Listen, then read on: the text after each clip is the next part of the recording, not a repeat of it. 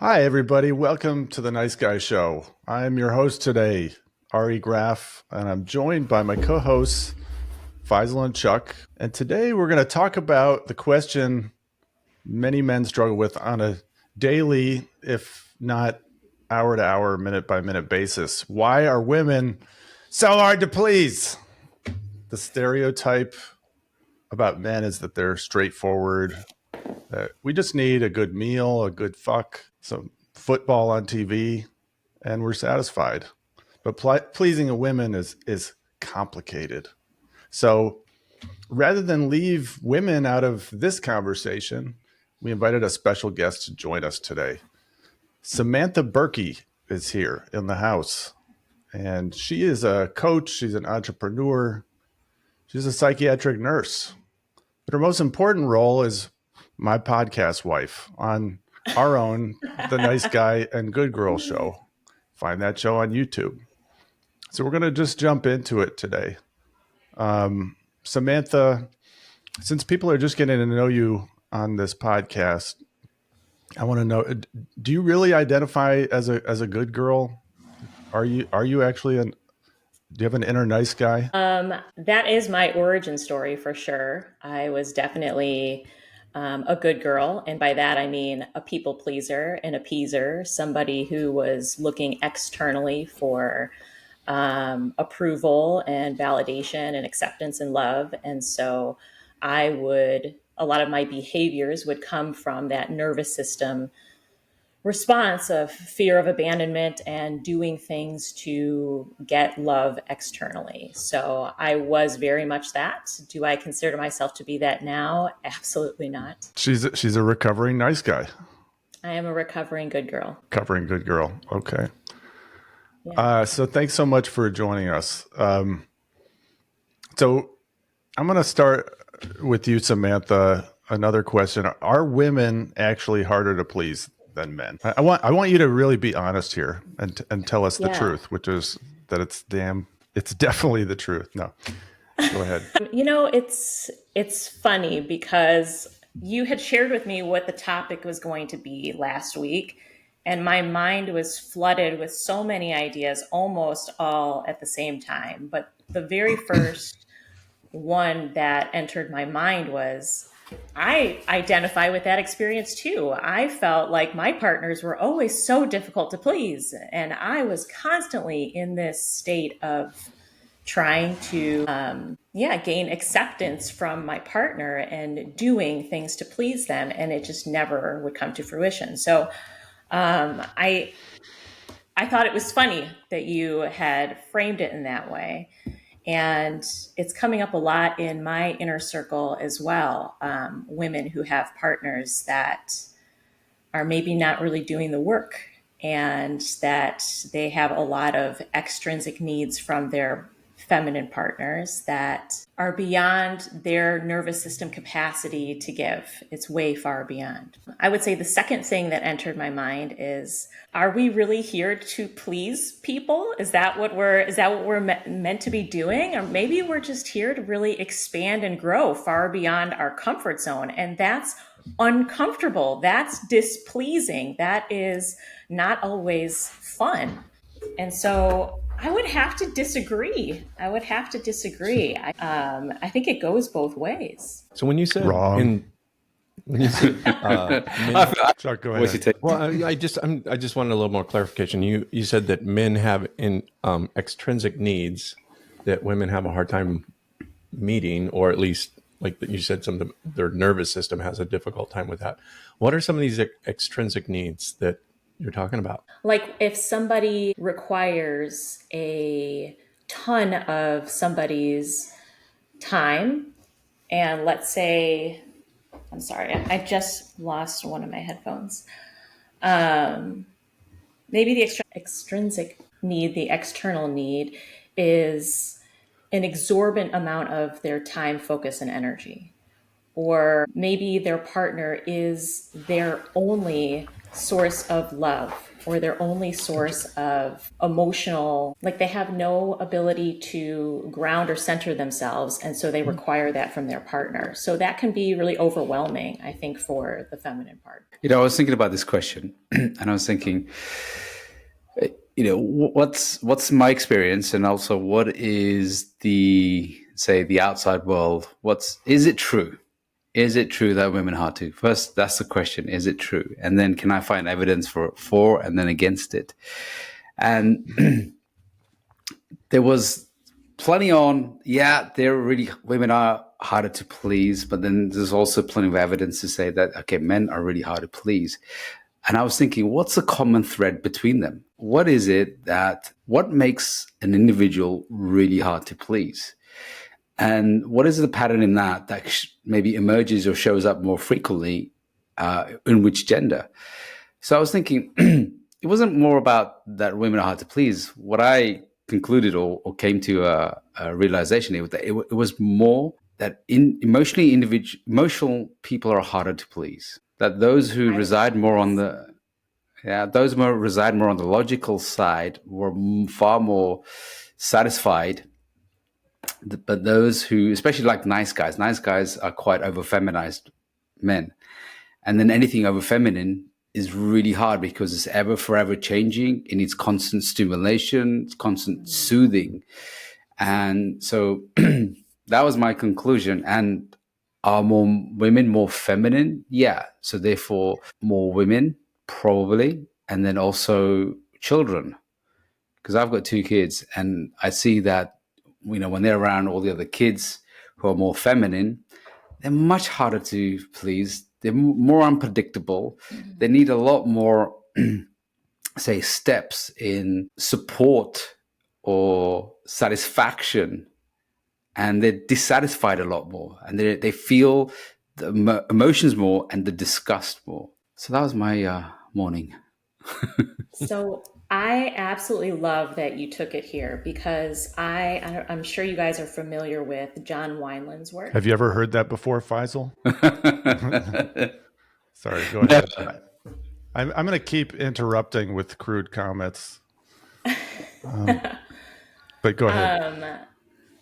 So I love John Wineland's his description of masculine and feminine and how we all have masculine and feminine traits within us. One of the ways that he describes it is that the feminine is experience itself. And I'll go more into that after I talk about the masculine. The masculine is consciousness, it's awareness of experience. And so if you are in your feminine, which means you're identified with your experience, it means that something in your external environment, it could be within your relationship, it could be something at work, it could be you got into a car accident, anything that you're witnessing, that you're observing, that you're hearing, something out there is causing a change in your internal state. And now you are feeling something and you are fully identified with that experience. Now I am angry. I am angry. I am identified with my external circumstances.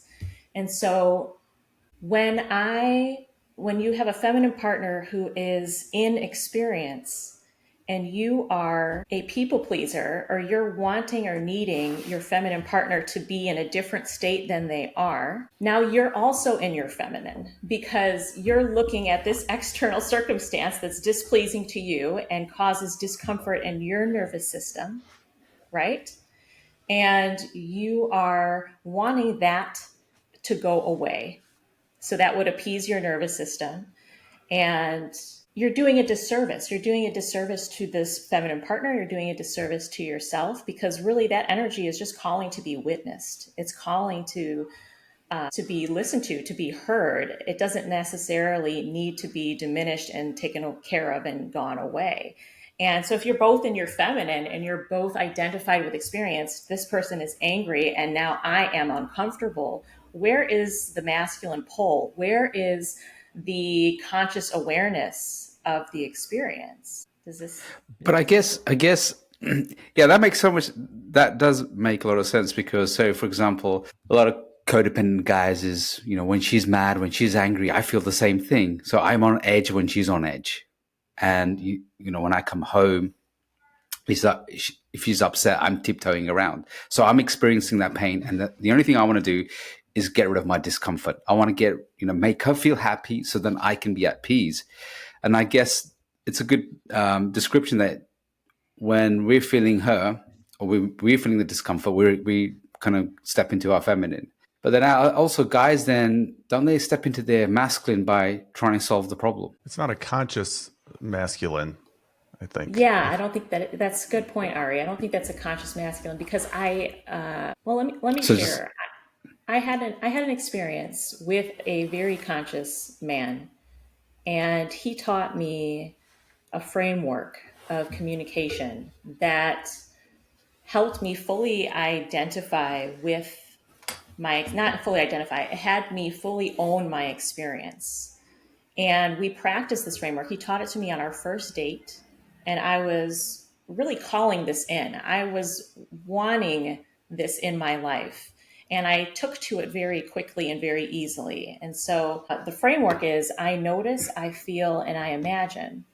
And you're taking ownership of what you noticed. You're taking ownership of what you're feeling, and you're taking ownership of the meaning that you're attributing to what you noticed. And so in the beginning, when we were dating, it was all fluffy and soft and beautiful, right? It was hey, I noticed that when I read your text, my heart rate sped up and I felt warm and tingly. And the story I created in my mind is that you are a really dedicated father or whatever it is.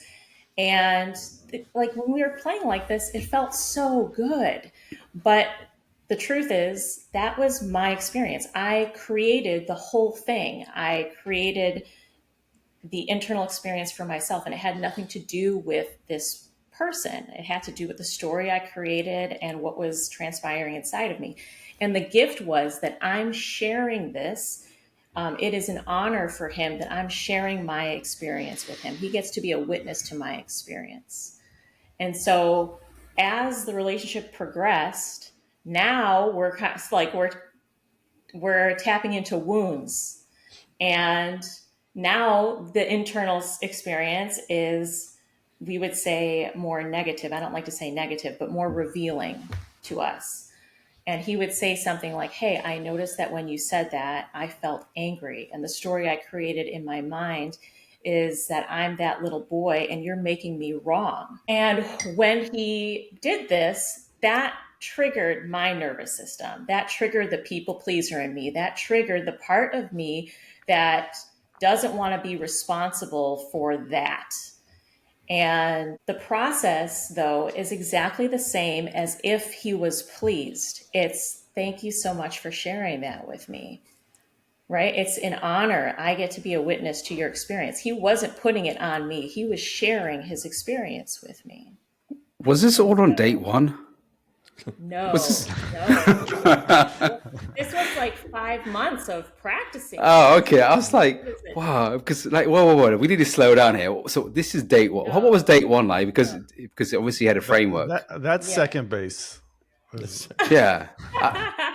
Because I want to know if this was like date one and he's teaching all this framework. Were you naked by the end of the first date? No. Because that's no. Okay. We'll scrap that framework. We'll go to the next one. But I'll say I want it to be. Oh. I want it because to be. Why? Because he was conscious. I felt so held. I felt heard. I felt seen. He really wanted to get to know me. And I think he told me on the first date, I want to kiss you right now, but I'm not going to do anything about it.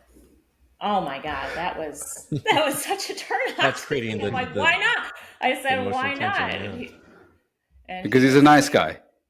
No, he said, oh. let's see how deep we can take this.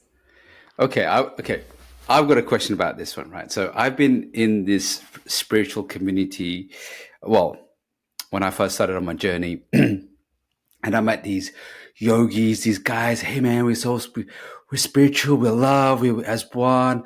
And they go on these dates with these girls. I see you, I feel you, I can feel you all in my chakras everywhere, right? And after a little while, I gotta get sucked into this. And I'm like, yeah, let's gaze eyes on our first date. And this is what's coming up for me. And these are my emotions. And she's going, wow, I've never met such a conscious guy.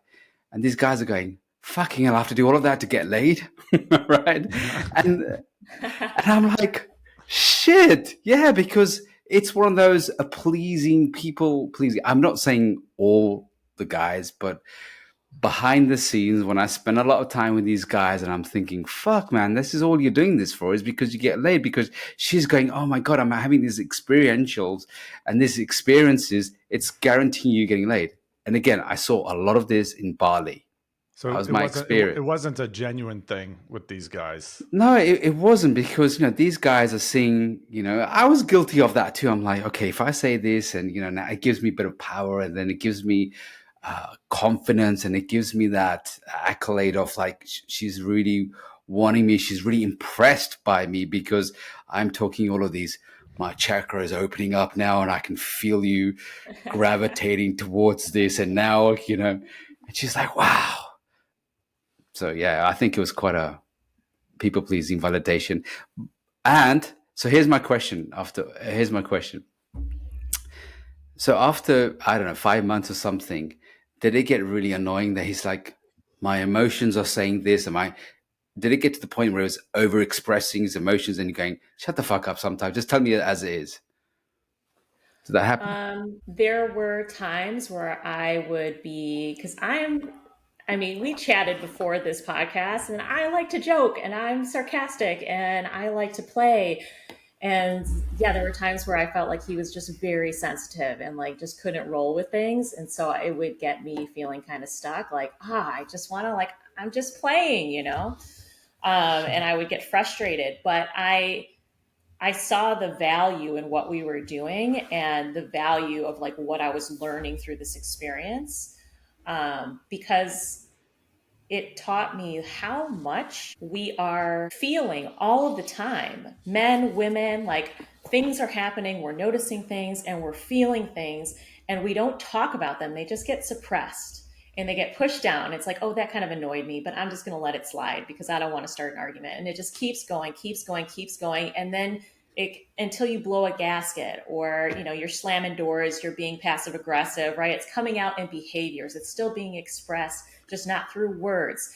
And so to be consciously, we're going to like be keeping our vessel clear, and we're going to continue to be witnesses to each other's experience. Like, this was a container, and he created it, and I learned so much from that experience. And I can see now people's behaviors and understand, okay, there's ripples and layers and things that are going on underneath that has nothing to do with me. Yeah. So it sounds like self-awareness is sexy and attractive, but you also need that tussle in there. You need that little play back and forth, that there's a balance between like consciousness and self-awareness and playful banter that creates connection. I would say so. Yeah, that's a good way to put it. I would say. Yeah, because otherwise, if the guy, in my experience, what I saw, these guys became these two conscious relationship guys, which put them a lot in their feminine. And, I've coached a few, and I'm saying, because you're over feminized, you're constantly talking about emotions, you're constantly doing this. There's no temperance. There's no he hasn't got that roughness of that masculine edge that the feminine instinctively finds attractive. He's constantly talking about, well, I just felt a little bit hurt there, and I'm just going to shut off, and I want to lie on the sofa with my pillow, right, hugging this sage around me until I'm okay and recovered and come back.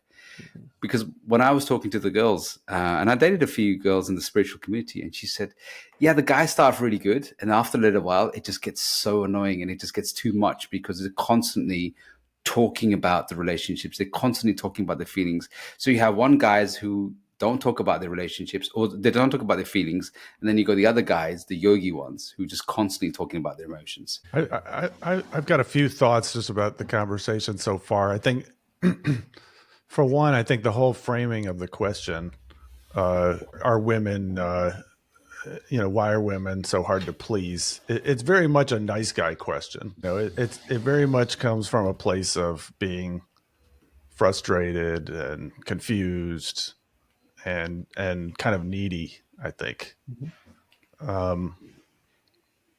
But I do think that some of the things that we're talking about, I think that it's frustrating and exhausting to be a nice guy trying to please women when you don't know what will actually connect and satisfy a woman. But it's also work to be a conscious man. Like even if you're doing it well, like it requires a number of different skills. You need to be self-aware, like Chuck was saying, but you also need to be able to lead. You also need to be in touch with your aggression. You need to be in your purpose. And I think you need to also be taking responsibility for your own happiness. So those are all different skill sets. So it is work to be a conscious man. Like I don't think it's so easy to be the kind of man that really pleases a woman or satisfies a woman in a conscious way. I mean, that's what I'm getting from this so far. Yeah, and I would add to that, as you're saying that, I have dated or gone on dates with people pleasers or nice guys, and I could never be pleased with everything they were doing. I was never pleased. It's true. But the men that were not trying to please me, but they were standing in their values, they were challenging me, like it caused me to pause. It caused me to think about myself and to think about what I was talking about, or is that really true? Like it kind of put me in my place, let's say. And it made me respect him more. So you like to be I think challenged? Is that? I do. Yeah, Okay. absolutely. I do. So one of the ways I because, was just going to say, it sounds like one of the ways to please you or please the woman is by challenging her and not just caving into trying to please her all the time. yeah, I want to see your strength. I want to know that you Yeah. have a backbone. I mean, Yeah. the people You can, pleasers, I got the sense that I'm going to bulldoze this person. I mean, they're going to constantly be hurt by me expressing myself. And I've gotten to this point where I was so suppressed and so trying to please other people and not expressing myself, living in inner conflict, to expressing myself very freely. That in this dynamic where someone is now, I'm with a people pleaser, I'm either going to have to revert back to my old self to not hurt this person's feelings, or this person has to step up and meet me where I'm at, where we're challenging each other. Isn't the paradox of people pleasers that they don't actually end up pleasing? That's what I'm hearing, is like they don't end up pleasing the person. And I guess, the first experience, I mean, I don't know, guys, it'll be quite interesting to hear your first experiences of where you witnessed that it was really hard to please the woman. Because if you go back, it might have been your father complaining, oh, she's really hard to make happy. And then you probably witnessed this. And I saw this in my early days of seeing the dynamic between father and mother. And my dad was just always dumbfounded. It's like, I don't know what to do. I am so confused. I can't make her happy, or trying to solve it, because he wasn't conscious. He was, my dad was I would say a nice guy as well. So that was my first experience. And my first learning was that he couldn't make his wife happy or my mum happy. And then I also witnessed this with the relatives and the other adults and their partners. And it was a constant complaining of, like, I just want a simple, easy life, but no matter what I do, she's never satisfied. So then we have this narrative, which then comes with us when we grow up into relationships, is no matter what I do, I've seen it before. I've seen it in my parents. I've seen it in relatives, that she's never going to be satisfied. And that just carries on. That was the dynamic in your marriage. Yeah, I saw that was a dynamic in my marriage, because I had the same belief, as in, Well, I've witnessed it. I've seen it. Women are really impossible to make happy, and all I saw then was a lot of the men, not just in my father, but I just saw a lot of the men in relatives withdrawing. They're like, I give up. I don't know what to do, and they just withdraw. How about you, Chuck? You're the one married person here. Well, Is yeah, she if I, is she hard to please, or is it easy? my wife Can you bring is her on? my wife is pretty easy to please, really. It's and it goes back to kind of what Samantha was saying about the self-regulation piece. Like yesterday is a great example. My wife asked me if I could go out and blow the front yard because we had guests coming over, and so I'm out there with the blower and I'm blowing things off, and she comes out and she says, "Can you please make sure that you get the front around the front door?" And I said yes, and then when she walked away, I'm like, "What the fuck? Am I stupid? Like, you think I'm not going to be able to? I'm going to miss that?" And I start telling myself this story about how she doesn't trust me, that she doesn't think that I'm, capable, all of these kind of things. And then I caught myself and I went, okay, this is the story I'm telling myself, right? Is that true? No, what's really true is she's a 2 on the Enneagram. And so she wants to make sure everybody's happy. She wants to make sure that, people have a great experience. And this was what was important to her and on her mind in the moment.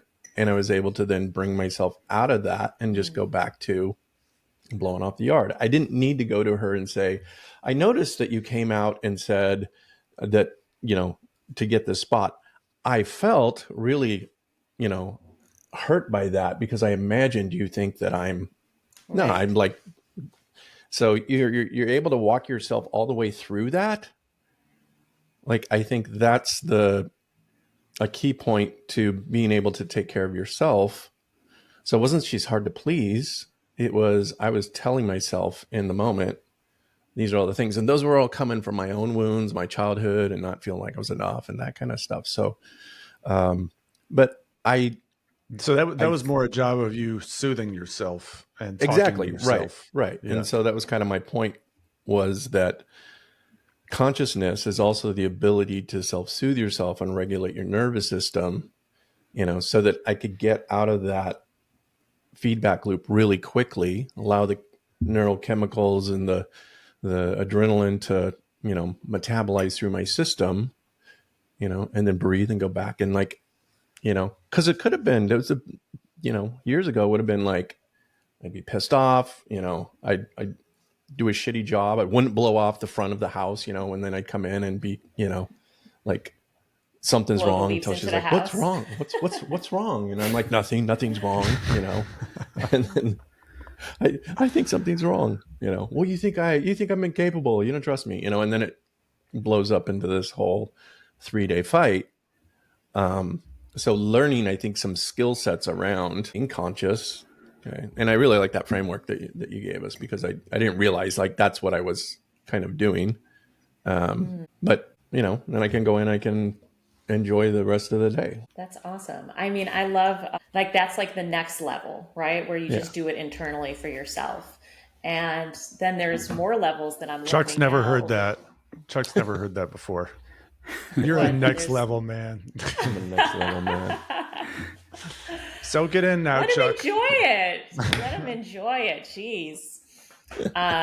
So something that I've been kind of playing with, and I'd love to hear what you guys think about this, is doing the same thing that you did, is like do that self-awareness check in my mind. Okay, what did I notice? What did I feel? What's the story I created? And like, what is this revealing to me? And then instead of using my words to express it to either, I've done this with my son or with someone that I'm talking to. How can I show it with my body? How can I share this with levity where it's not this serious conversation, And then it becomes comedy and they still get the message and we laugh about it. And then now there's life in the house and then the dog is jumping around and now we're playing with the dog. And it's like, we just transmuted something that I could have created a lot of tension and anger and frustration. And I transmuted it into something like really beautiful, wide open and expansive and fun. So yeah, it's fun to play with all of these And that's the things. tussle piece of it, right? That's the part of like using it as fodder to create more connection in the relationship. Yeah. As opposed to like, okay, like I've calmed myself down, but I could also go inside and be like, I don't know, say something a little silly about, how difficult it was to blow off the front, or, but I also struggle with, I don't want to become passive aggressive and make that like a sarcastic kind of a way to get my need met, if you know what I mean. Yeah. Like, I got something you can blow in the front yard. There you go. Yeah. So, in other words, Ari does not talk like this on our podcast. He doesn't. This is called the Nice Guy Show. he's on his best behavior, right? Aren't you, Ari? I'm seeing him in a totally different light right now. Wait till the cameras stop rolling. So, in other words, what you guys are saying is that stop being so oversensitive and taking things personally, because it's like when people make remarks. What I notice I've got two boys, and I love how the kids interact with each other. They may say things that that might be triggering, but they just laugh it off, or they never. I don't see them taking it personally, and they just play it off. It's like, cool, that's a comment, no worries. They'll just giggle about it. And what I noticed was one of the things that a lot of relationships are missing. It's just that being able to not always get butthurt, take it personally, and then get annoyed, and then start going inwards and start ruminating and start giving a lot of stories what it means. And just seeing the comment for the comment is like, hey, just don't forget the front yard. Cool, done. And there's no more rumination, no more thinking about it. It's like, yeah, okay, that's a good point. And I do notice, I can see another point is like, when raising kids do a really sloppy job. And what I notice with guys as well, in the house, when the men are not leading, they're really sloppy. I can see my son as well. He's just like, just does the bare minimum, and it's half a time. I'm like, you missed this, you missed that, you missed this. Come on, you need to do all of that. But what I notice is when he takes a leadership role, he then is telling me what to do. So what I noticed was in the same thing in the relationship dynamic, when she's saying, okay, don't forget the front yard, don't forget to do this, don't forget to do, we need to get the house tidy. And he's like, okay. And he's just following around, and he'll just do what he thinks is the bare minimum. And then he'll miss a lot of things out. And then she'll come back, and then she'll start making comments, and then he'll take that offense, take that quite personally. But when he's leading, I noticed that the guys don't take it personally. They don't get offended by it. They just completely just get on with the task. They don't ruminate about it, think about it, and they just move on, move forward. And they're hey, cool, everything's done. And they're just free from that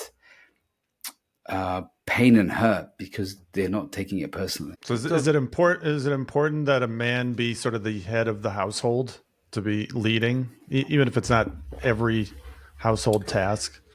What do you think, Samantha? When a guy is not the head of the household, not leading, how does that make you feel? Well, I've never experienced what that is like. So, I mean, I have been the head of the household for the past 6 years. I'm a single mom, and But even when you were partnered, too, right? So yeah. So who was the leader? Was it when you were partnered? Were you the leader of the relationship? no, I definitely was not the leader. He was the head of the household, I would say. But side note, we also lived with his mom, and it was her house. So, that was So her the mom was household the leader. in some ways, but he was definitely like the man of the house, and he did take leadership role in a lot of ways, but not in all ways, let's say. And I was in a very unconscious state, and so I was very submissive, and so yeah, he did take the leadership role, I would say. So I haven't had like the healthy experience with that in the living situation. Go ahead. Did you trust him, and did you trust him to lead? I did, but I was naive. And I didn't trust in myself, so I was putting all my trust in him. and he didn't necessarily deserve it. Yeah. When you mean, what do you mean by naive? What did you miss? I think that I just didn't trust in myself at all, and I didn't respect myself, and so I put him on this pedestal, and I had all of this respect and adoration for him and trying to please him, to where I put myself in a position of being a doormat, pretty much, and I was mistaking, what is the word I'm trying to think of? I was mistaking something for confidence. I was mistaking maybe arrogance for confidence. So looking back now, how would you have described him, or those characteristics? Were they coming from a weak, insecure place, or was he quite? Would you say he was a good leader then? I think in terms of like his career and what he did for work, yeah, I think he was a great leader. But in terms of our relationship, no, not at all. I don't think that he was consciously leading the relationship. It was very much about his needs and wants and why I'm not what he needs me to Okay, be. yeah. So that's interesting. So is it possible that because you saw him being very conscious and being strong leader at his work, did you think that he would be the same when it came to the relationship? I probably didn't even think about it, to be honest. I think I just saw him as that and, felt his strength. And yeah, I put him way up above myself. I saw things in him that I saw value in, character traits that I saw value in. And, the first few months we were together, the honeymoon stage, I was feeling deep emotions that I had never felt before, like profound feelings of love and profound feelings of acceptance and appreciation, joy. Like I was probably at 0 and then I went to 100. And so, because of all of these heightened emotions, I saw him as the source of love. Like, this is my source of love. And so, anytime he was upset, it was like, oh, where's the love? Where's the love? What do I do? How do I get that back? Where I would use my behaviors to try to get back in good graces so I can get that love, because I had no self love whatsoever. So that's kind of how that dynamic fell into play. It was like a constant abandoning myself to get emotional needs met that were never met, and trying to do that by pleasing someone that could never be pleased. So it was like this really horrible, vicious cycle. So you were trying to please him, but you were trying to get the love by pleasing him. So I mean, this is just a general question. I mean, I'm just thinking about the guys listening to this, and there'll be some of them guys will be in midterm or long term relationships, or there might be other relationships that they're having. They're saying that no matter what I do, nothing's good enough. No matter what I do, it's completely unsatisfying. I'm getting constant complaints. I'm walking on eggshells. Nothing I can do is step right. So what's going on there? What's going on there? Well, I would say that they are looking for acceptance in all the wrong places, and that it starts with the self. And so, starting to build that muscle, find out what pleases you, find out what you enjoy, find out what some of your emotions are revealing to you. Figure out when you feel frustrated, what's the value that's being butted up against? When you feel joy and peace and ease, what are you doing? Like, that's obviously something that's important to you. Like, just really getting this solid concept of yourself first. I don't think that we can be really productive in a relationship until we really understand ourselves first. And that's what I'm really still doing right now. I'm in the process of that. Right. So you're doing that for yourself and you're looking for a man who does that for himself. Yeah. Yeah. And that we that's a have like conscious relationship. Yeah. that we share values. We're heading in a similar direction, but you are your own individual person. I am my individual person, and we are a witness to each other's experience. and I get to watch you grow and evolve and live your purpose, and you get to watch me do that, and we come together and we share these experiences. That's what my ideal is. That's what would please me. Are you sure? Yeah. Well, I don't know. I'm You just know, kidding. like once I get it, I might change my mind. I don't know. We're back to square one again, guys. That's right. Well, that's what I thought. I So wanted that. yeah, so she may tell you what will please her, but then it might all change. I mean, Woman's that's prerogative. another thing. That's another thing is like, how many times for you as a man have you said you wanted something and then you got it and you were like, oh, it's not what I thought it was going to be. And then you had a new desire and you wanted something different. And then you got that and you're like, oh, well, okay, that's not it either. And 4 times this year, only 4 times. I ordered the wrong pizza. That was it. come Knew I on. should have got the other topping.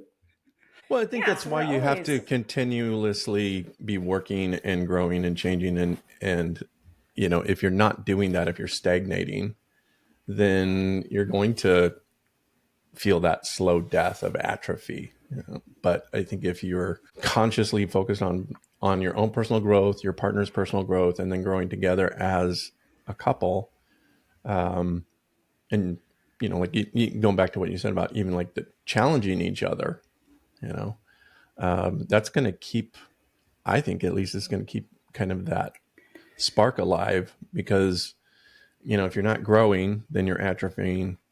Atrophy is a slow death. And I think a lot of guys and I think girls probably too, gals, women, men and women, let me put it that way, miss that, you know, miss the thing. It's like, oh, okay, I'm here. I'm comfortable. I got what I want, you know, and then they stop and they wonder like, oh, why am I not feeling like I believe as human beings, we have to have something we're reaching towards a vision where I want to go personally and where I want my relationship to go. And I think that's a really, I don't know, get your take on this, Samantha. If a guy is uncertain about where he wants to go and what he wants to do and sort of just acquiesces everything to his feminine partner, how does that feel to her?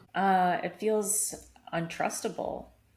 I mean, I'm following your lead, and you don't know where you're going. Like, I want to know that. I want to know, where are we going? Where is this relationship going? What do you see for the future? I've had this conversation before. Like, I am 100% a full body yes to you. Where do you stand? Because I've been very clear, and I don't hear that from you. And yeah, like we want to see, we want to know. Going back to what you were saying about challenging each other. Yeah, if we're not, just like you said, if we're not challenging each other, or where the relationship is dying, you know, like that challenge is never going to go away. It really isn't. And if it has, then you're in trouble.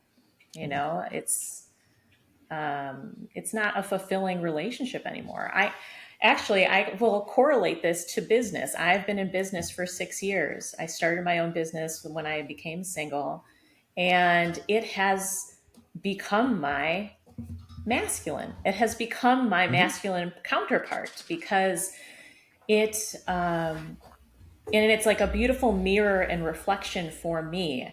It is constantly challenging me, and it is constantly revealing to me where I'm being unconscious. And it is definitely not trying to please or appease me in any way. It is just revealing to me all of the time. And so if I am in service to my clients, devotional service to my clients, if I'm devotional service to my business provides for me. My business protects me. My business is there for me in like really profound ways. And so when I think of it that way, and I correlate it back to the pleasing thing, like I'm not doing things to please my business, and my business is not trying to please me. This is like we're in a challenge dynamic, and we're trying to be devotional to each other, you know. And I think that that's like a perfect correlation to relationship. And I guess your business doesn't care whether you please it or not. It's going to function and respond to whether it's valuable or not. So it doesn't care if you. That's a really good analogy, because the more you can try to please a business or work around it, or use your people pleasing tendency towards it, business is still going to function in the market the way other businesses or strategies are going to show up, and that's going to highlight your weaknesses and your strengths as well. So it's a great gauge as well. I really Well, like just this. I'll go ahead, Chuck. I was just going to say, just like as a business, you have to acquire skill sets, though, right? You can't just like, oh, I'm going to start a business and like know nothing about accounting, nothing about sales, nothing about dealing You with sure people. can. That's what I did. But you develop the skills along the way, right? Because if you had Yeah. continued at that, I'm sure it would. But I think that's the thing that they see this in a lot of guys is that they get married and they're like, okay, but it's like, I started a business. Now what? And they don't acquire the skills that are required to be in relationship and the skills of being a husband. And because, I'll often ask my guys, like, what did your dad teach you about being a husband? And they'll be like, I don't know, nothing, I'm like, exactly. So if you don't know how to do this, so it'd be like, if you had a business partner, what did your business partner teach you about business? If they taught you nothing and all of a sudden you're just in business with them.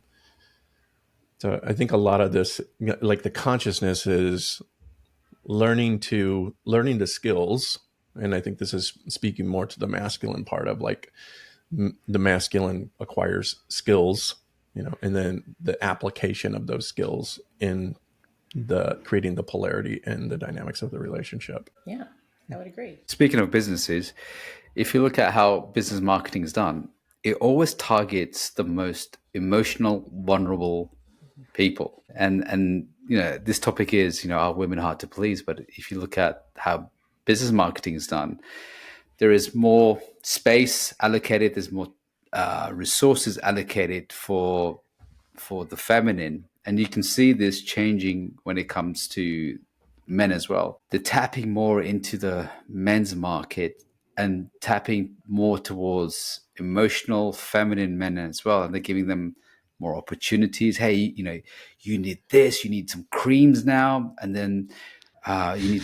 It keeps on constantly playing on their emotions, because the emotion is that they're going to feel satisfied, then they're going to feel unsatisfied. So it's very interesting how as more men are identifying or moving towards more the feminine narrative, that you can see that there is a lot more marketing gone towards them. That was just a thought I had. Well, does I all was always thinking marketing? about marketing. Yeah. Well, Chuck, you were in marketing, right? Yeah. Does all marketing exploit the feminine in us, that insecure piece of us? Well, I think Yeah. all marketing, if the most powerful marketing messages are the ones that create fear, and uncertainty, and that kind of, oh, you're not going to be cool, you're not going to fit in, you're not going to, you're not going to have this kind of thing, and as humans, we hate to not fit in, and we feel vulnerable when we're alone, and so I think. Of Well, course it does. if we think back to like John Wineland, right? The feminine is being experience itself, like I am, right? In the emotion or in the experience. A lot of marketing speaks to that emotion, right? So it's like, are you, and then they're speaking directly to that person. And it's like, oh my God, that's me. That's exactly what I experience. And so it's like, this is what I need, because they're speaking directly to me. I totally identify with them. Yeah. Are you going to wear the same dress again to the next wedding? I can never do that. But the guys are like, yeah, don't worry. It's the same suit. I can wear it in every single occasion. I really like this idea of that you like to be challenged. Like I don't hear that from women a lot, but I do think that appeals to women. And what if men were thinking more like, why, instead of why is she so hard to please? Like, how can I test her? How can I challenge her? That's a whole different mindset. Or how can I lead her? How do I? Yeah, I don't know that we want to be challenged from a place of their intention is wanting to challenge us. I think it's more of like, you are integrity with who you are and what you know and what you believe to be true. And so it's coming from that place, not like, how can I challenge this person so that she'll like me if you're Right. trying to do the people please? So that's back to approval seeking again, isn't it? No, I wasn't. Yeah. I think I'm thinking more like what Chuck was saying. Like, yeah, how can I be a leader here? Yeah. That it includes challenge because it's not people pleasing. Yeah. Anything can be turned into people pleasing. I think that's what we're finding. But I guess the most challenging guys are the ones with firm boundaries, because those boundaries are rooted in their principles. So the ones, I find that the stronger the boundaries, the consistent my boundaries have been, the more attractive she's been to me. So as soon as I started caving in, and also the same thing with my kids as well, they respect me more because I have certain rules and principles that are safeguarding all of us. I have things that I set out, and I'm saying, here's the boundaries, here's the rules. I'm not going to negotiate them for anyone unless they are. It's not to say that I'm completely. Well, actually, there are some boundaries I have complete fix on. They're non-negotiable, and I have found that I've earned more respect and more attraction because of that, because they're rooted back into deeper principles. So, for example, I've got strict phone use in my house. Certain times we can't use the phone. My kids, myself, we get up at first thing in the morning. Hey, no touching phone for anyone. And I remember when I've had a girl, she's staying over at my place. Again, the same rules apply. I said, look, these rules apply to all of us. And the reason why these rules are there, because it's just safeguarding our mental health and our well-being. And I remember one girl, she goes, I hate this rule. I said, okay, that's no problem. You can hate the rule. But if you want to stay at my place, this is the rule that governs all of us. And I said, you have a choice. Completely choose how you want to move. But this is the rule. It's not going to change for anyone. And then later on, she goes, I hate that rule, but I love it and I respect it. Yes. And you're demonstrating consistency, right? Consistency in leadership. I've got a question for you, Samantha, because it's something that I've been sort of thinking about. Do you think, you being the voice of all women here, do you think that like you need him to say no to you sometimes? Not all that. I mean, but there are times when you want that. It is so layered, but yes, I think there is a part, but not just for the sake of saying no and No. But if being it's like, defiant. yeah, But yeah, if it is an integrity and they can speak to it and it makes sense to me, yeah, absolutely. Like I do not want someone that I can bulldoze like that. I want someone that I will respect. yeah. You want somebody that will say no, even if they're not doing it all the time. Yeah, like are you just doing everything to acquiesce to me? Like that doesn't feel good to me. I don't like that. Maybe that's because I used to be a people pleaser and I know how uncomfortable that is for them, I'm like, I don't feels yucky. Feels yucky to me. So you want a guy How that do you has a want capacity. Go ahead. I was going to Capacity. say, you want the guy who has a capacity to say no when it's no, and when he wants to say no. So rather than saying, okay, you know what, I'll just cave in, and then all that resentment bubbles up, and then it blows up, and they said, I really wanted to say no here, and this was going on, but he has a capacity and the strength and the courage, the balls to say no in the moment. In real time. Yes. So what feels trustable about that? It feels trustable about that. I guess it feels like I can trust his yeses and nos. I can trust that I keep closing my eyes because Yeah, I can you're trying to catch I feel can into it. catch my well, yeah, because I can catch myself when I get into my brain and I'm thinking versus like in my heart Yeah. and like what that really is for me. And so the question was, when he is saying his yeses and nos, why is that trustable for me? Is that what the question was? Yeah. Or why does it feel trustable? Because I guess I'll go it from the opposite, because it's untrustable if I can sense that he's saying yes when he means no, because I know, like what you said, in the future, this is going to blow up, right? There's going to be suppressing of multiple things, and this is going to become something much bigger. And like, I want my man to trust in himself and trust, not be afraid to lose me. Like, that is trustable to me. You are way more committed to yourself and in trust of yourself that you are not afraid to lose me. You are more afraid to lose yourself.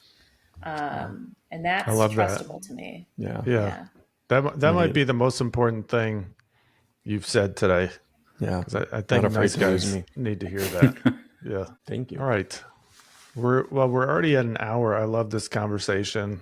I'm really glad that you came on the show, and I'm grateful to be doing our show, Nice Guy and Good Girl Show. Little plug again. Find us on YouTube. But And seriously, Instagram. and Instagram. And where can they find you if they're interested in coaching with you, Samantha? They can find me at Uplifted Cryo on Instagram. My personal is Sammy B Lovely, but all my business is on Uplifted Cryo. Okay, thank you. All right, I appreciate you, and give us feedback on this episode. What did you think? Do you think women really are harder to please? We want to hear from you, and check out our last episode on vision. So we're gonna keep blowing you away on the Nice Guy Show, and we'll see you next week. You've been listening to The Nice Guy Show with certified Nice Guy recovery coaches Ari Graff, Chuck Chapman, and Faisal Kokar. Be sure to subscribe to this channel so you can listen to our latest episodes and visit us on www.theniceguyshow.com. If you have any topics you'd like to hear us discuss, send us an email at support@theniceguyshow.com. Thanks for listening.